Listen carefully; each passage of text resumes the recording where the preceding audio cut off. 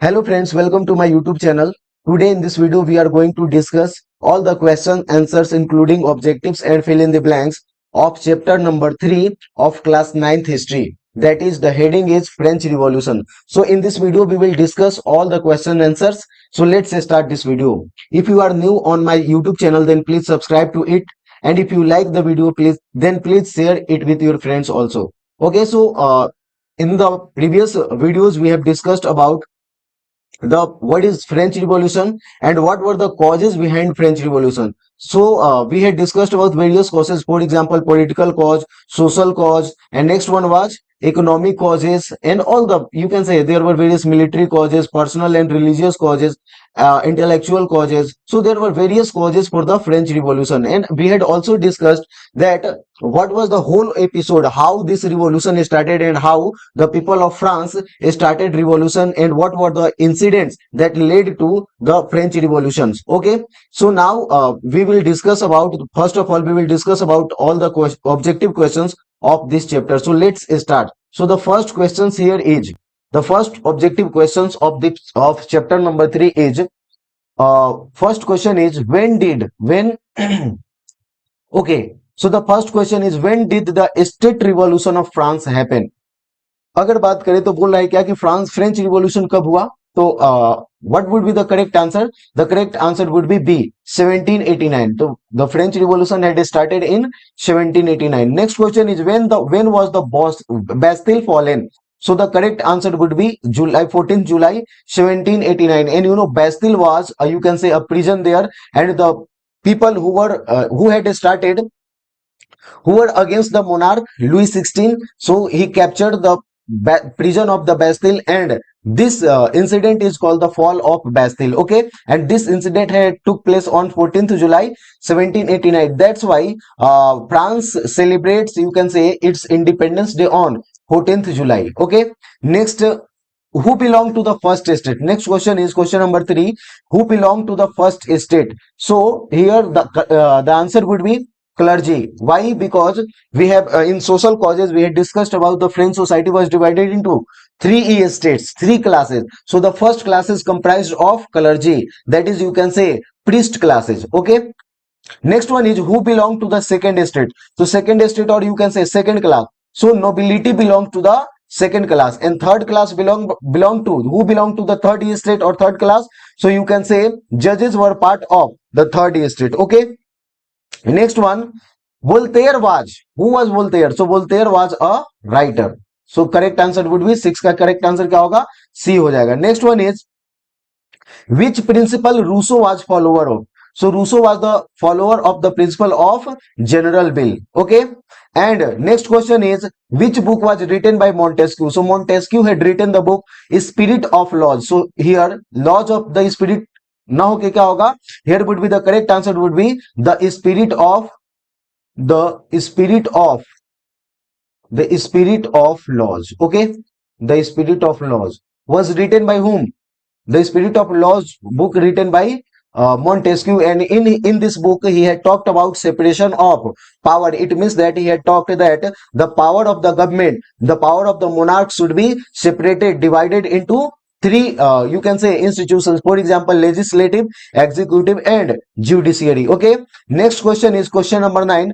Who was the king of France at the time of state revolution? So when the revolution of 1789 was taking place, so who was the ruler of France? So the correct answer would be Louis XVI. So Louis XVI was the ruler of France when you can say a state revolution was taking place. Next question is, when is the Independence Day celebrated in France? So earlier we had discussed that on 14th July France celebrates its Independence Day. Okay, next question is, fill in the blanks. So the what would be the first answer of the first question? You should try. So Louis XVI took the throne in, so the correct answer would be here 1774. So in 1774 Louis XVI had become the ruler of France. Next one was, who was the wife of Louis XVI? So the correct answer would be, who was the wife of Louis XVI? So the correct answer would be Marie Antoinette. Who was the wife of Louis XVI? Marie Antoinette. So the next question is the parliamentary system of France was called. तो France का जो parliamentary system था उसे हम क्या बोलते हैं? तो फ्रांस का जो पार्लियामेंट्री सिस्टम है उसे हम बोलते हैं दोस्तों ई states General. So here the correct answer would be Estates E states General. ठीक है. So the correct answer would be E States General. Next one is the capitalist contractual tax collectors were known as. So we had discussed that for the collection of taxes, king used to collect taxes from the farmers, or you can say the peasants. So the for the purpose of collecting taxes from the peasants in France, there was capitalist had given the contract, and these contracts were called tax collectors, as well as these capitalists were known as tax farmers. These were called tax farmers. Tax farmers. Okay. Next question is the principle of was established by Montesquieu. So the here the answer would be the principle of separation of power. So the correct answer would be fifth number question का correct answer क्या होगा? The separation of power. The separation of power. Okay. So the correct answer would be the separation of power. Sixth number question का answer क्या है? The social contract is the famous book of. The social contract is the famous book of Rousseau. So who had written the books? Who had written the book The Social Contract? So the book Social Contract was written by Rousseau. The correct answer would be here Rousseau. So the I can write here where I should write six number. The answer of six number question would be Rousseau. Okay.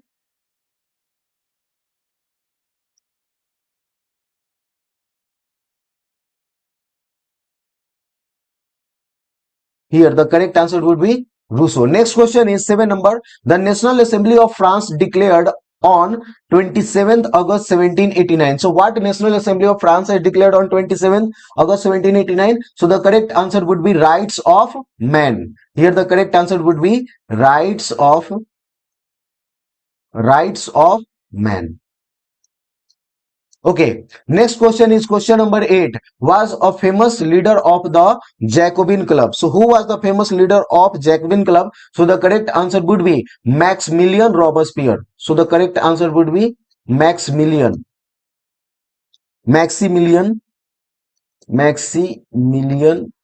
Million Robespierre. Here I am writing Robespierre.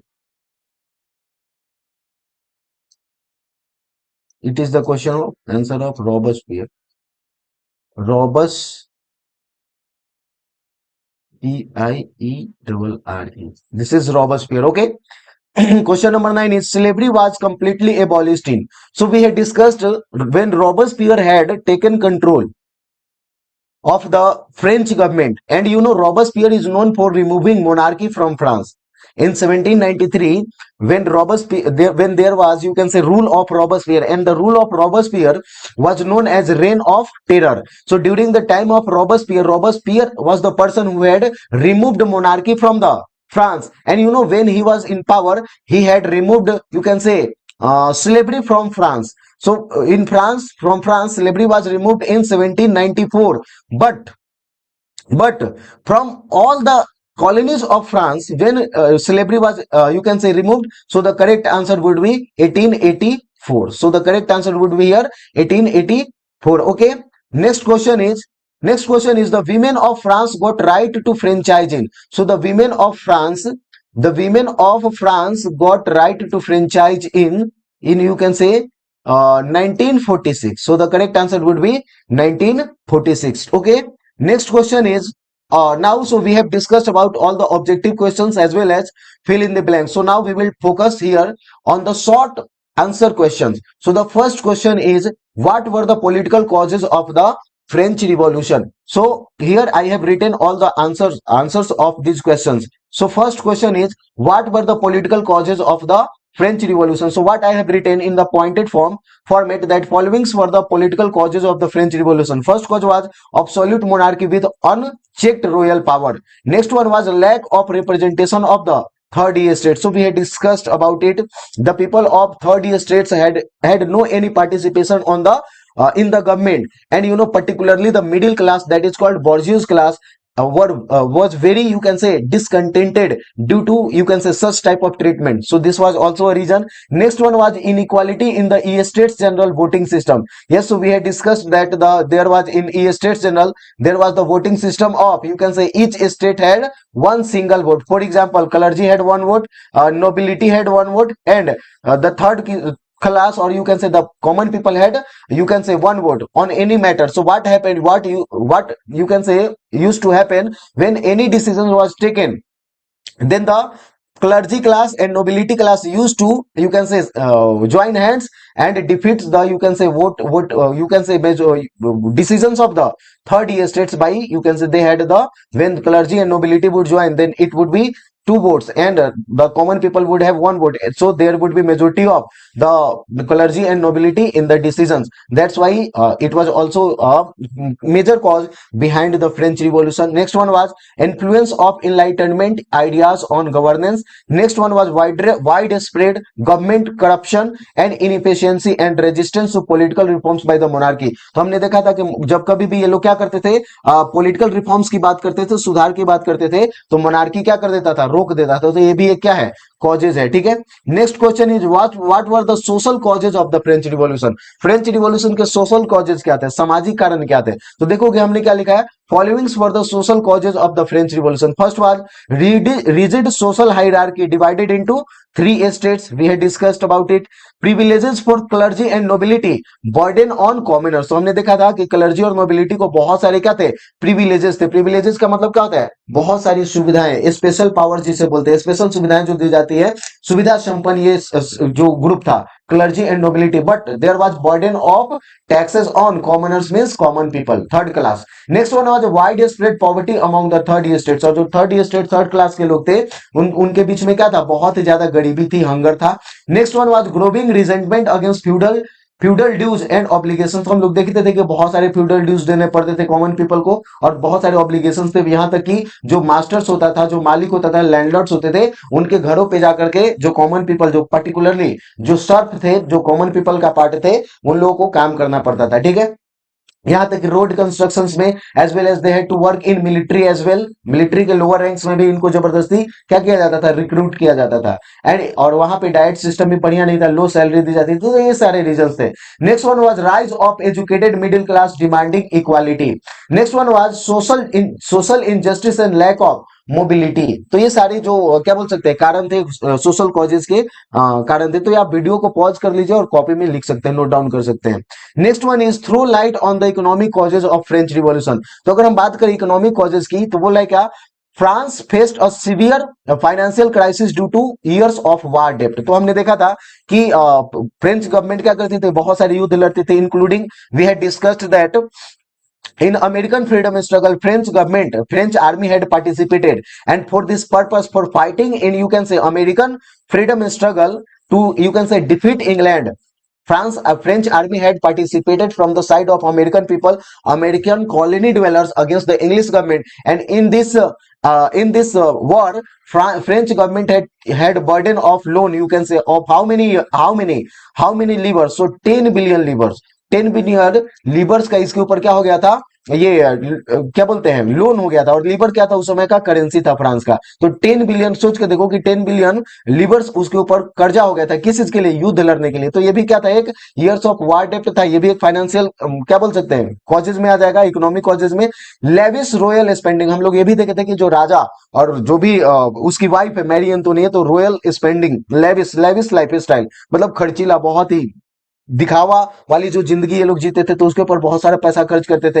And also an unfair tax system, हम लोग देखे थे, where the burden fell mostly on the third state. तो यहाँ पे जो taxation वाला system भी कैसा था, सारा कुछ डिस्कस किया जा चुका है कि टैक्सेशन सिस्टम भी क्या था, कि थर्ड स्टेट्स को देना पड़ता था। फूड शॉर्टेज थी, rising bread prices worsened public hardship, और मोनार्की जो था वो failure to implement effective economic reforms, मतलब लोगों की जीवन स्तर में सुधार करने के लिए आर्थिक स्तर पे देखा जाए तो कोई बहुत बड़ा सुधार नहीं किया गया, बदलाव नहीं किया गया। एंड टू वाइड स्प्रेड, इससे क्या हो गया, वाइड स्प्रेड अनरेस्ट हो गया एंड डिमांड फॉर चेंज, और जिसके कारण फ्रेंच रिवॉल्यूशन हो गया। तो वीडियोस को पॉज कर लीजिए, अपने कॉपी में नोट डाउन करते जाइए, ठीक है। Next question is explain the intellectual causes of French revolution. So we have discussed that there were various intellectuals including you can say Rousseau, Voltaire, Montesquieu. So they had criticized the absolute monarchy and they had advocated for democratic governance and individual rights. So due to their writings and due to their ideas, the people of France got, you can say, inspirations and they started revolutions against the absolute monarchy. तो ये भी है, आप बहुत अच्छे से लिखा गया आंसर को आप नोट डाउन कर सकते हैं वीडियो को पॉज करके, ठीक है। सारे वीडियो जितने भी क्वेश्चन आंसर्स है सभी के वीडियोस को पॉज कर लीजिए और पॉज करके आप लोग नोट डाउन करते जाइएगा, ठीक है।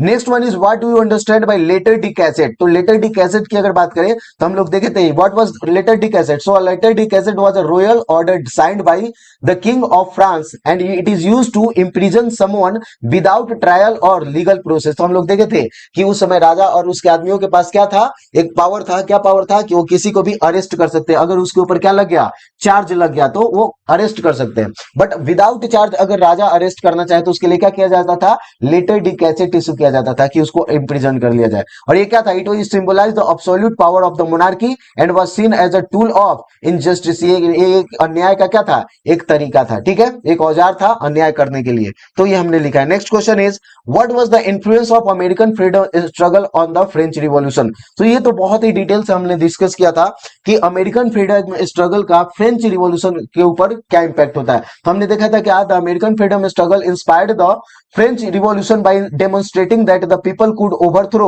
an oppressive regime and establish a government based on liberty and equality। जो कि अमेरिका के लोगों ने क्या किया था, इस्टेब्लिश किया था, वहां पे डेमोक्रेटिक गवर्नमेंट था, कॉन्स्टिट्यूशन आया। तो वो सब चीजों को देख करके जो फ्रांस के लोग थे वो बहुत ही ज्यादा प्रभावित होते हैं और वो लोग भी डिमांड करे थे कि हमारे यहाँ भी ऐसी गवर्नमेंट होनी चाहिए, डेमोक्रेटिक गवर्नमेंट होनी चाहिए। French soldiers who fought in the American War of Independence brought back revolutionary ideas and the success of American Revolution encouraged the French to demand similar rights and challenge the absolute monarchy। तो ये हमारा correct answer है। Next one is what do you understand by human and people's right. तो देखो हमने क्या लिखा है, human and people's rights during French revolution referred to fundamental freedoms and equality all individuals should have and expressed in the doctrine declaration of rights of man and citizen in 1789 and these rights included liberty, property, security and resistance to oppression. The revolution emphasized that all citizens are equal before the law and challenging feudal and monarchical privileges। तो इसमें ये declare किया गया कि जितने भी human beings हैं उनको क्या है, कुछ अधिकार है जिसे हम क्या बोलते हैं, फंडामेंटल राइट्स। और जो मोनार्की है और जो फ्यूडल सिस्टम है वो क्या बोल सकते हैं कि इनको ऑपरेस नहीं कर सकते, इनको प्रभावित नहीं कर सकते, ठीक है। तो ये हमारा करेक्ट आंसर है 7 नंबर क्वेश्चन का। 8 नंबर है what was the effect of French revolution on England. तो इंग्लैंड के ऊपर फ्रांस का क्या प्रभाव पड़ता है ये हमसे पूछा जा रहा है। तो हमने क्या लिखा है, the influence of the French revolution appeared in England to a great extent. मतलब जो फ्रेंच रिवॉल्यूशन है वो यहाँ तक कि इंग्लैंड को भी बहुत हद तक प्रभावित करता है। And the people of England started raising voice against feudalism. तो जैसे फ्यूडलिज्म कहां पे खत्म किया गया, फ्रांस में। After French revolution feudalism was abolished in France. In the same manner, the people of England also started voice against feudalism in England. As a result, in 1832, Parliament Reforms Act was passed in England, by which the power of landlords was abolished and many ways were opened for reforms in favor of the people of England. तो यहाँ पे भी देखोगे कि landlords के power को क्या कर दिया जाता है, इंग्लैंड में कम कर दिया जाता है। क्यों? क्योंकि जब फ्रेंच रिवॉल्यूशन हुआ तो उससे प्रभावित होकर के इंग्लैंड के लोग भी फ्यूडलिज्म के अगेंस्ट में आवाज उठाने लगते हैं, लैंडलॉर्ड्स के अगेंस्ट में आवाज उठाते हैं। The French revolution influence Italy how. ये हमसे पूछा जा रहा है कि फ्रेंच रिवॉल्यूशन ने इटली को कैसे प्रभावित किया। तो देखो during French revolution Italy was divided into different groups and after the French revolution Napoleon gathered his troops in this different parts of the Italy and made preparation for war and organized Italy state by fighting unitedly. A sense of nationalism developed among them and this paved the way for future unification of Italy। तो हमें क्या देखने को मिलता है कि पहले तो इटली क्या था, सेवरल स्टेट्स में डिवाइडेड था, ठीक है, northern states, middle part and you can से सदर्न पार्ट ऑफ इटली, ऐसे करके। लेकिन जब नेपोलियन बोनापार्ट की सेना आती है तो इसके ऊपर जब कब्जा करती है तो इसको यूनाइट कर देता है, ठीक है, और यहाँ पे ये रिपब्लिकन सिस्टम स्टैब्लिश करती है। लेकिन होता क्या है कि इटली के लोग फ्रेंच जो पर्टिकुलरली यू कैन से नेपोलियन की आर्मी के अगेंस्ट में यूनाइट होकर के फाइट करते हैं, और यही जो यूनाइट होकर के फाइट करना उनके बीच में एक यूनिटी का सेंस देता है, जिससे नेशनलिज्म यहाँ पे डेवलप होता है, और जिसके कारण क्या होता है, ये इटली के यूनिफिकेशन में मदद करता है और इटली क्या होता है, यूनिफाई हो जाता है। जो कि क्लास 10th में आप बहुत ही डिटेल से unification of Italy and unification of Germany पढ़ने वाले हैं, ठीक है। Next one is how was Germany influenced by French revolution. तो वही बात है, देखो कर है क्या, during French revolution Germany was divided into in 300 small states that were condensed into 39 states by efforts of Napoleon Bonaparte। तो हमें क्या देखने को मिलता है कि जर्मनी जो था वो कितने 300 स्मॉलर स्टेट्स में डिवाइडेड था, ठीक है, 300 स्मॉलर स्टेट्स में। लेकिन जब नेपोलियन बोनापार्ट इसके ऊपर कब्जा करता है तो इन 300 स्मॉलर स्टेट्स को कंबाइन करके कितने स्टेट्स में कन्वर्ट कर देता है, तो 39 स्टेट्स में कन्वर्ट कर देता है। इससे क्या होता है, ये यूनिफिकेशन का रास्ता शुरू होता है जर्मनी का। The Germans followed the spirit of French revolution, liberty, equality and fraternity, and later on the unification of Germany received you can से रिसीव स्ट्रेंथ थ्रू इट। इसके बारे में बहुत ही डिटेल से क्लास 9th में पढ़ोगे, यहाँ पे बस थोड़ा सा इंफॉर्मेशन दिया गया है। Next one is long you can say answer questions we have to discuss. First question is what were the causes of the French revolution. French revolution के कारण क्या थे, तो हम लोग डिस्कस किए, बहुत सारे कारण थे, political cause, social cause, economic cause, military cause, personal and religious cause, foreign you can say the incidents in foreign countries, it was also cause behind French Revolution. So what we have written, there were various causes of French Revolution. Some important causes are as follows. So the French Revolution were caused by combination of political, social, economic and intellectual factors. Politically, France was ruled by absolute monarchy that ignored the needs of the common people and denied them representation. तो पहला कारण क्या रहा, political कारण। और political में अगर बात करें तो सबसे पहले तो ये समझना है कि फ्रांस में किस तरीके की सरकार थी, अब्सोल्यूट मोनार्की थी। अब्सोल्यूट मोनार्की का मतलब क्या होता है, निरंकुश राजतंत्र था, और साथ ही साथ वहां पे लोगों को गवर्नमेंट में कोई पार्टिसिपेशन, रिप्रेजेंटेशन नहीं था। The E states general which represented the 3 estates was unfairly structured favouring the clergy and nobility, while the third estates comprising the majority had little power. तो जो थर्ड स्टेट्स के लोग थे उनके पास कम पावर था। नेक्स्ट वन इज सोशली अगर बात करें सोशल कॉज की, so society was divided into rigid estates, that is with first estates comprised of clergy and second states comprised of nobility enjoying privileges। so ये दो classes था, जो clergy class और nobility class, ये क्या करता था, अपना क्या बोल सकते हैं, प्रिविलेजेस, मतलब बहुत सारी सुविधाएं इसके पास अवेलेबल थी। enjoying privileges, स्पेशल पावर से, while the third states bore heavy taxes and had few rights। मतलब थर्ड स्टेट के पास बहुत ही टैक्स, हैवी टैक्स इंपोज किया जाता था और बहुत ही कम अधिकार थे। Economic hardship intensified this problems, France faced a financial crisis due to डेब्ट from wars and extravagant royal spending. तो हमने ये भी देखा था कि वॉर से क्या हुआ, डेब्ट, कर्जे में पड़ गया फ्रांस, और साथ ही साथ जो रॉयल फैमिली है वो एक्स्ट्रावेगेंट, बहुत खर्चीला था।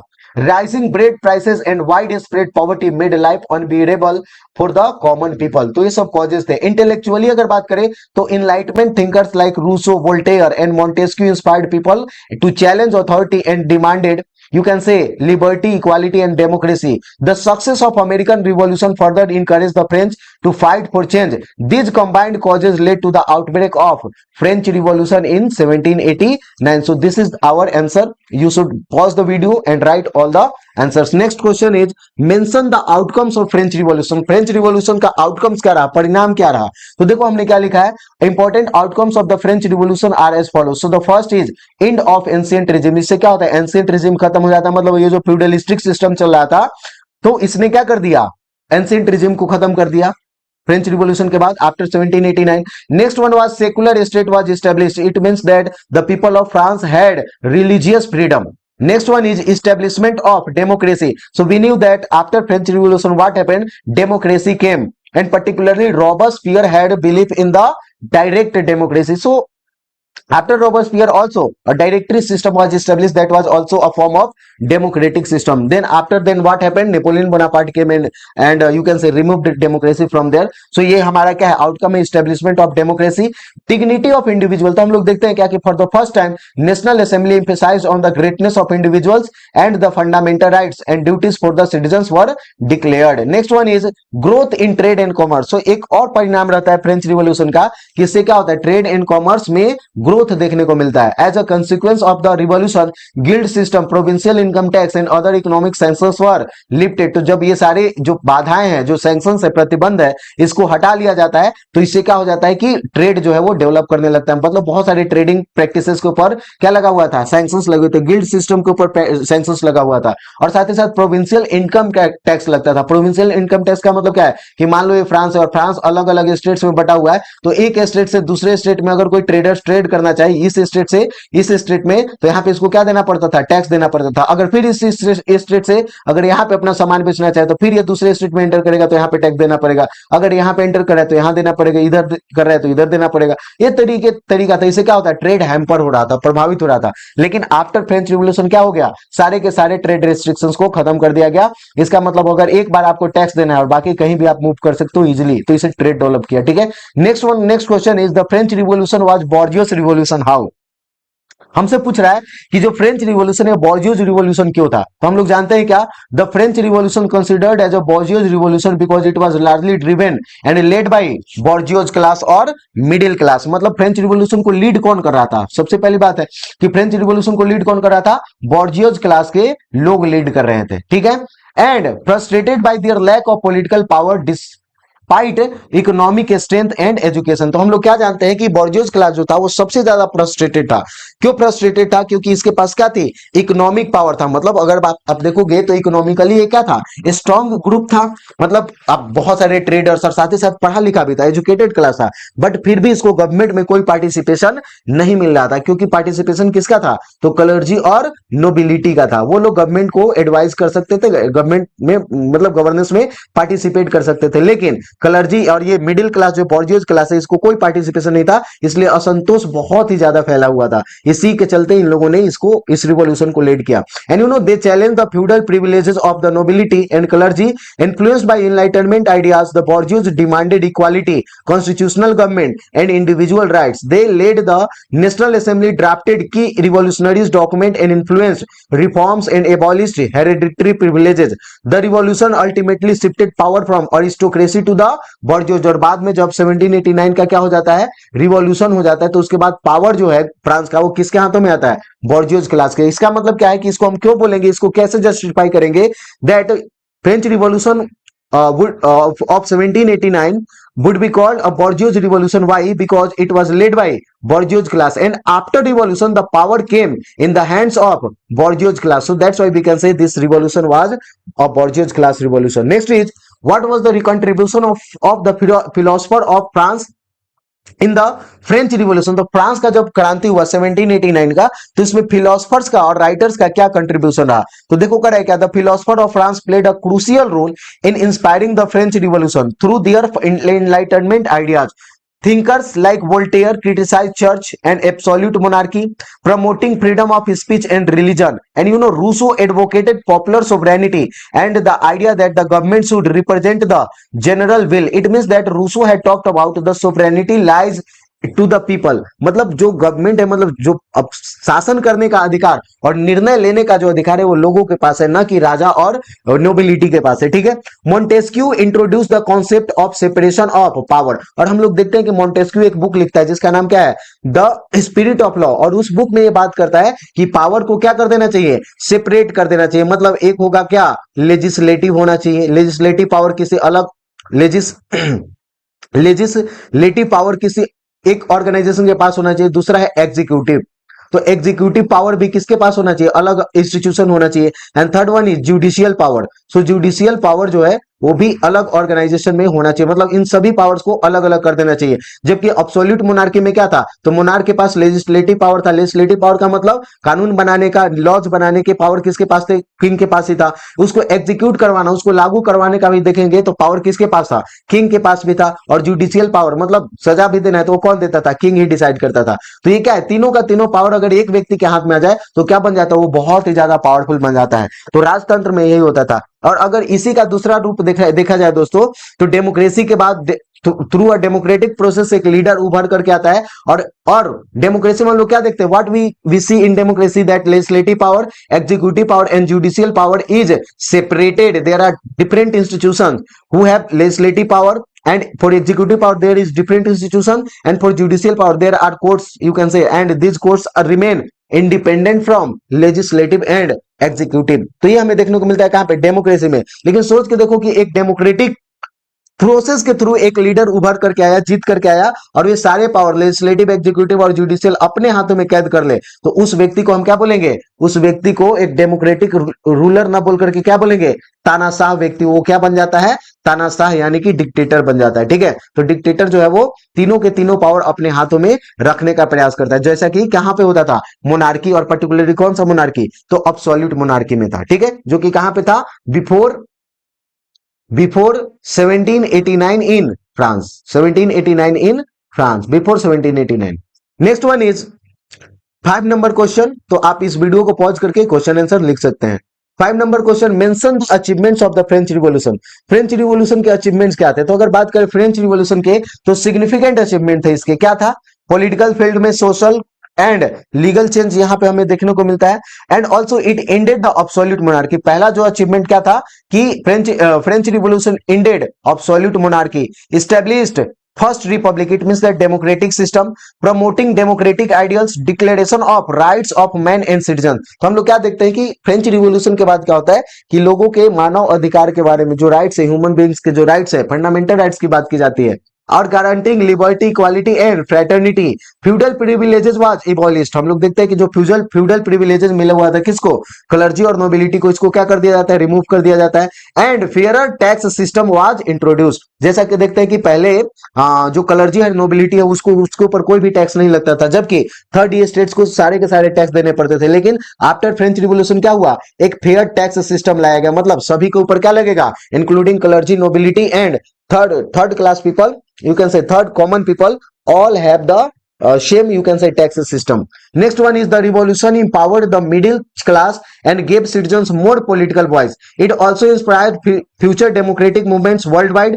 Despite periods of instability, the revolution laid the foundation of modern concepts of citizenship, human rights and representative government in France and beyond. मतलब न सिर्फ फ्रांस को यह प्रभावित करता है, बल्कि पूरे वर्ल्ड के कंट्रीज को प्रभावित करता है, जहां जहां भी मोनार्की और डिक्टेटरशिप था।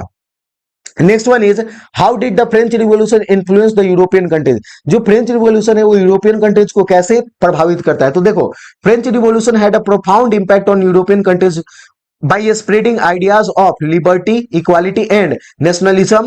It inspired revolts and reform movement across Europe, challenging monarchies. तो हम लोग क्या देखते हैं कि जहां जहां भी यूरोप में मोनार्किकल फॉर्म ऑफ गवर्नमेंट था, वहां के लोग जो है वो इंस्पायर्ड होते हैं किससे, तो लिबर्टी, इक्वालिटी और फ्रेटर्निटी वाले जो आइडियाज थे उससे, और वो लोग चाहते हैं कि हमारे यहाँ भी क्या हो, एक क्या बोल सकते हैं, democratic form of government establish. तो इसलिए जहां जहां यूरोपियन कंट्रीज में मोनार्की था, वहां के लोग फ्रेंच रिवॉल्यूशन से प्रभावित होकर के मोनार्की के अगेंस्ट में, मतलब मोनार्किकल फॉर्म ऑफ गवर्नमेंट के अगेंस्ट में रिवॉल्यूशन शुरू कर देते हैं।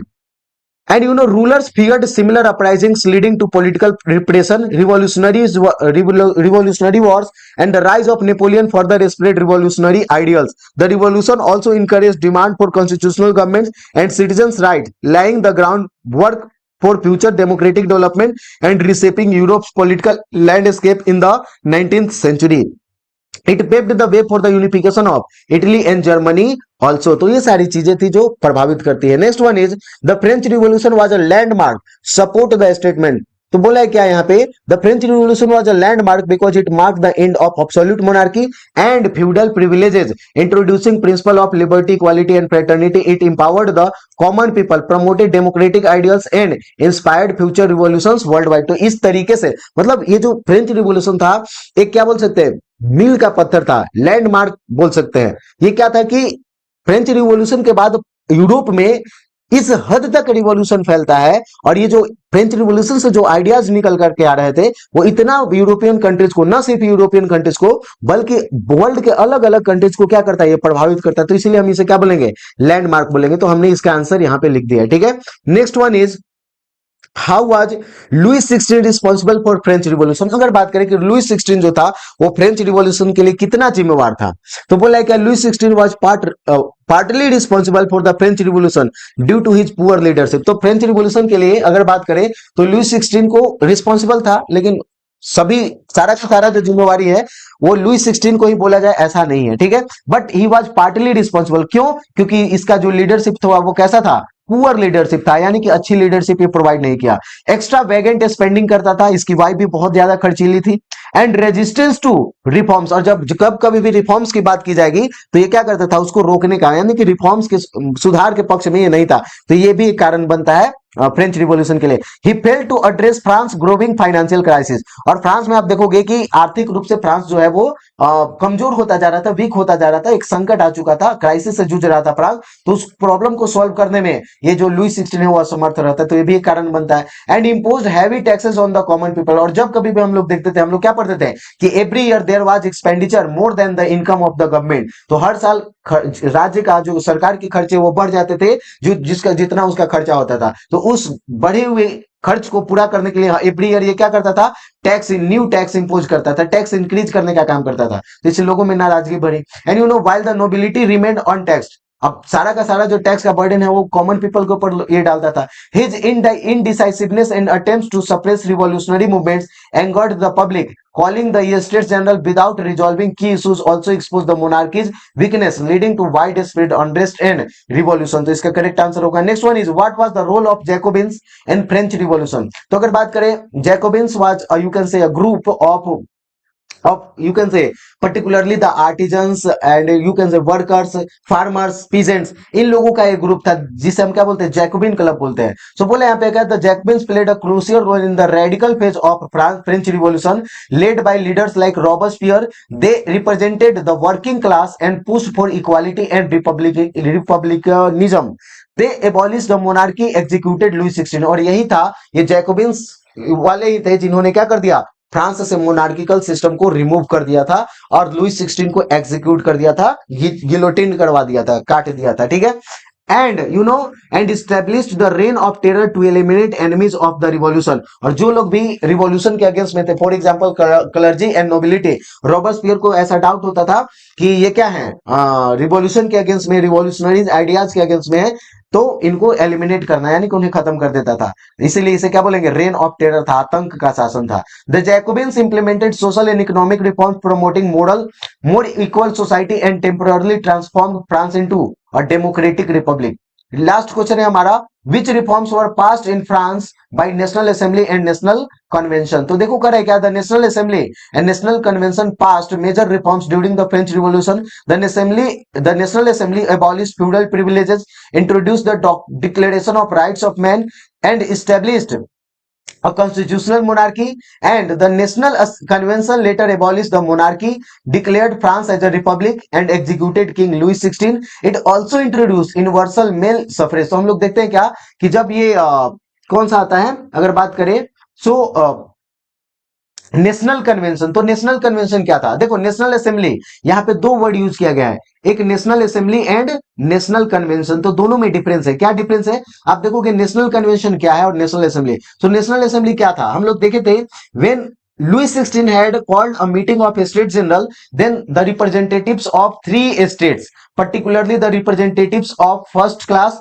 that is clergy, the second class nobility, and the third class common people had participated. And among clergy class, how many representatives had participated? 300 representatives. We had discussed about it. And also from the second class nobility, 300 representatives had participated. And from the third estate, that is, this is first estate, second estate, and this is third estate. So from the third estates, 600 representatives had participated, and they had demanded from the monarch that whatever decisions would be taken, then please provide every individuals, every representatives to have a one vote। it means that अगर कोई decision लिया जाएगा तो एक class के basis पे, जैसे कि वह क्लर्जी क्लास है, फर्स्ट स्टेट है तो एक वोट होगा, सेकंड स्टेट है तो एक वोट होगा, और थर्ड स्टेट है तो एक वोट होगा। इसके जगह पे आप क्या कर दो कि 300 रिप्रेजेंटेटिव है तो इसको 300 वोट का अधिकार दे दो। ये सेकंड 300 सेकंड क्लास से है तो इसको 300 का अधिकार दे दो वोट देने का, और ये जो 600 रिप्रेजेंटेटिव्स है तो इनको भी 600 वोट देने का अधिकार दीजिए। मतलब टोटल वोट कितना हो जाएगा?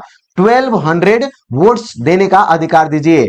और लेकिन जो किंग है वो क्या कर देता है? इसको रिफ्यूज कर देता है, इसके डिमांड को। तो ये जो 600 रिप्रेजेंटेटिव्स है जो रिप्रेजेंट कर रहे थे कॉमन पीपल को, ये बाहर आ जाते हैं और बाहर आकर के ये मीटिंग से बाहर निकल जाते हैं और उसके बाद क्या होता है यहाँ पे आप देखोगे कि ये एक हॉल में मीटिंग रखते हैं, तो हॉल जो है वो पूरे रॉयल गार्ड से भर जाता है। मतलब रॉयल गार्ड के लोग जो हैं, वो जो रॉयल गार्ड्स है, वो इनके इनके मीटिंग को हॉल में नहीं होने देते। तो इसके बाद क्या होता है कि ये लोग बाहर आ जाते हैं, कहाँ पे, टेनिस कोर्ट में, टेनिस कोर्ट ग्राउंड में। और टेनिस कोर्ट में ये जो 600 रिप्रेजेंटेटिव्स हैं अपने आप को क्या डिक्लेयर करते हैं, नेशनल असेंबली अपने आप को डिक्लेयर करते हैं। और ये लोग क्या करते हैं, ये ओथ लेते हैं, they take oath that this national assembly would not be dissolved until this national assembly prepares a constitution to restrict the power of the monarch के पावर को जब तक रेस्ट्रिक्ट नहीं कर दिया जाता तब तक हम लोग ये नेशनल असेंबली बना रहेगा। उसके बाद ये कॉन्स्टिट्यूशन लेकर के आता है, कॉन्स्टिट्यूशन जो है लुई 16 एक्सेप्ट भी कर लेता है और कॉन्स्टिट्यूशनल मोनार्की के अंडर में आ जाता है। लेकिन उसके बाद क्या होता है कि रॉबस्पियर का शासन आता है, और जब रॉबस्पियर शासक बनता है, रूलर बनता है, डेमोक्रेटिक वेज में ये क्या करता है, इलेक्ट होकर के आता है, तो क्या करता है यहाँ पे रिपब्लिकन सिस्टम को स्टैब्लिश करता है और ये क्या कर देता है, लुई 16 को रिमूव कर देता है, एग्जीक्यूट कर देता है। तो देखो हुआ ये नेशनल कन्वेंशन क्या है, तो जब रॉबस्पियर शासक बन करके, मतलब जब रूलर बनता है, इलेक्ट होकर के आता है, तो वो नेशनल असेंबली की जगह पे क्या नाम चेंज करता है, नेशनल कन्वेंशन। और यही नेशनल कन्वेंशन जो है वो सारे डिसीजंस लेंगे कि राजा को एग्जीक्यूट कर देना है, फ्रांस में डायरेक्ट डेमोक्रेसी होना चाहिए, एंड साथ ही साथ यूनिवर्सल मेल सफ्रेज दिया जाएगा। जो भी व्यक्ति 21 ईयर्स ऑफ एज होगा उसे क्या दे दिया जाएगा, राइट्स टू वोट मिलेगा, without considering there you can से प्रॉपर्टीज के बेसिस पे नहीं, बल्कि सभी जितने भी मेल्स हैं 21 ईयर्स के, सबको क्या मिलेगा, वोटिंग राइट्स मिलेगा। तो ये किसने दिया था, नेशनल कन्वेंशन। नेशनल कन्वेंशन को कौन लीड कर रहा था, रॉबस्पियर लीड कर रहा था। ठीक है, तो ये सारी चीजें हैं, आप लोग वीडियो को पॉज कीजिए और नोट डाउन कर लीजिए सारे के सारे क्वेश्चन आंसर्स को। आई होप ये वीडियो आप लोगों को अच्छा लगा होगा। मिलते हैं नेक्स्ट वीडियोस में नेक्स्ट चैप्टर्स के साथ। तो अगर अच्छा लगे तो प्लीज वीडियोस को अगर अभी तक सब्सक्राइब नहीं किए तो सब्सक्राइब भी कर लीजिए, और अच्छा लगे तो दोस्तों के साथ शेयर जरूर कीजिएगा। ठीक है, तो मिलते हैं नेक्स्ट वीडियो में, तब तक के लिए धन्यवाद, टेक केयर।